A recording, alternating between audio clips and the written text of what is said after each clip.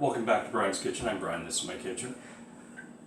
Today I'm going to show you a pasta sauce that my great-grandmother gave to my grandmother, gave to my dad. And he's from Calabria, which is southern Italy. Now, I bet you're wondering why we have a slow cooker, why we have pork, hocks, and homemade wine. Well, what I'm going to do is I'm going to put the pork hock in the slow cooker overnight until tomorrow. I'm going to pour the homemade wine into it. And tomorrow morning what it's going to do is it's got that red wine and that pork hock is going to get that pork fat is going to release into the red wine, and the flavors from that homemade red wine and the pork hock is going to be gorgeous. It's going to be beautiful. And then I'm going to show you how to put the rest of the pasta sauce together tomorrow. So I'll see you tomorrow and we'll get this done. Now there's one thing that I always like to do. I like to make sure everything's homemade. Even when I do my burger videos, I always like to have homemade buns. And when I make my pasta sauce, the wine is no different. Homemade wine is as good as alcohol can be for you. Homemade wine is so much better for you than store-bought wine, than commercial wine, because number one, there's not a lot of chemicals and preservatives in it. And this right here is a beautiful vinegar wine that I turned to vinegar, that I use for salads. All you need is a little bit of olive oil, salt, and this vinegar, and the salad is phenomenal. So I'll see you tomorrow morning, and have a good sleep.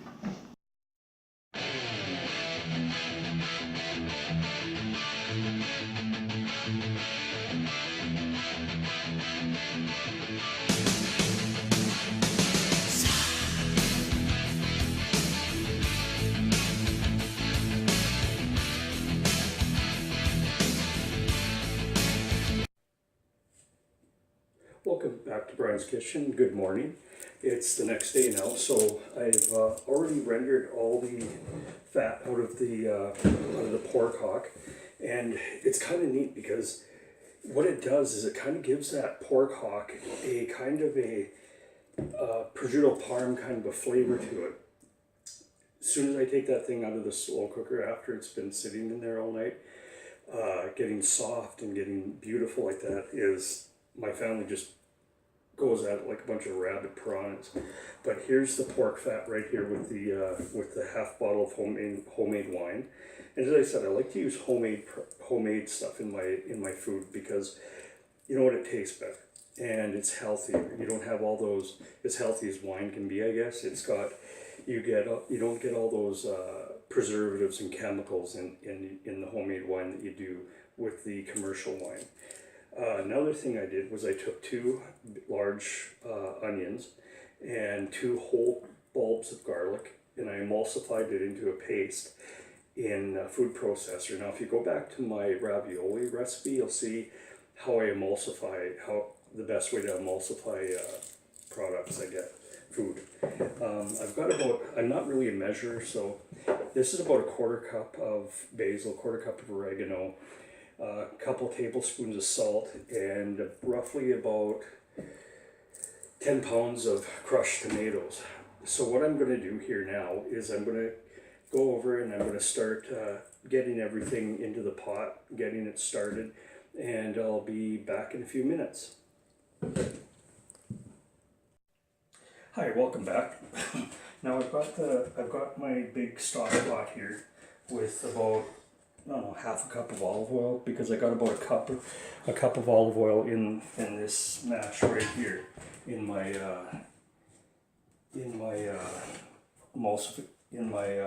mash of onions and garlic. Oh, and the smell of that is just gorgeous. Like I said before, with Italian food, you don't really get a lot of it's not a lot of flavors. It's a lot of it's a few really good ingredients with a lot of flavor in it that constructs really good pasta sauce. And I said before, this is a sauce that's been through my Calabria background for generations. Obviously, there were some things that were taken in and taken out and put in and even some additions that I made. Like I put in the pork fat because you know what, pork fat and pasta sauce is gorgeous. Because pork fat on its own is an amazing flavor. So what I'm going to do is I'm going to let this get hot, nice and hot here. It's starting to get hot. So what I'm going to do is first thing I'm going to do is I'm going to add this in here.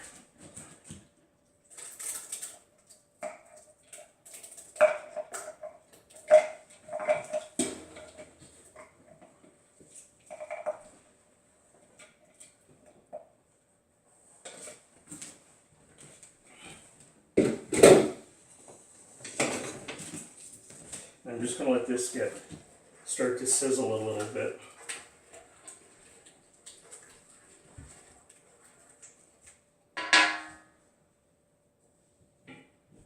Because you can already start to smell that flavor coming up, and it's just, oh, it's great.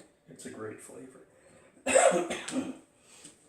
So what I'm going to do is I'm going to let this simmer for about 5 or so, maybe 10 minutes until it starts to get incorporated a bit. And then what I'm going to do is I'm going to bring it back and I'm going to start adding the tomatoes, the herbs, and then yeah, I'll be back in a few minutes. I'll see you in a bit. Okay, so I'm back. I've been letting this simmer now for about 5-10 minutes, and it's not going to turn brown. It's going to stay pretty much the same color that it is when I put it in the pot, because it's not really frying. It's not even sauteing. It's more of a kind of like a boil kind of. And you don't really want it to turn brown either, right? So I'm going to put the basil in first, so that way the oils can open up this flavor. The oregano, because you want the oil to open up that flavor in the natural oils in the herbs, because that'll bring it all out into the rest of the flavor of the pasta.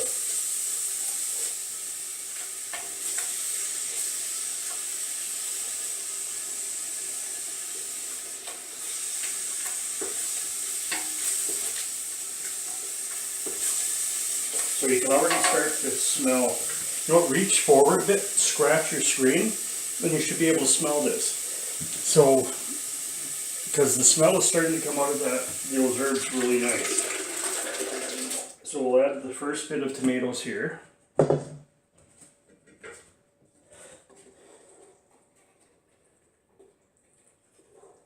Stir this around.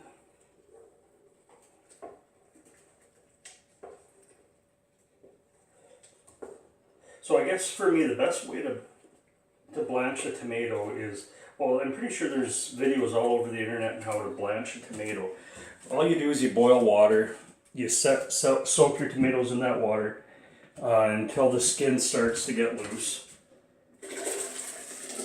and then you peel the skins off, and then all I do is I just put it in a Ninja blender, and I mash it into a crushed tomato.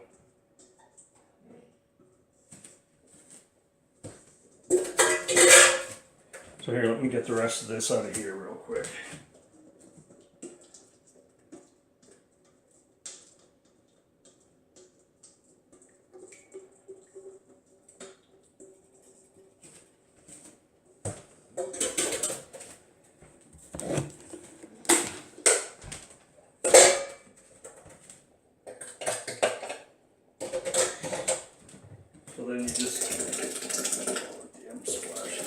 So then you just pop that in there like this.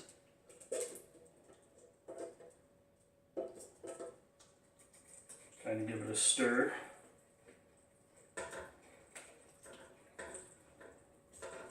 So you make a nice red tomato gravy for your pasta, or for pizza, or whatever you want to use it on. So now what I'm going to do is I'm going to add the rest of the wine.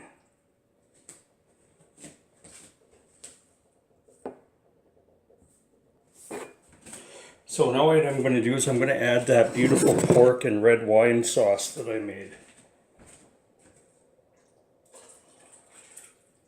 There we go. So everybody, so basically what it is it's everybody into the pool, right? So I'll give this a stir.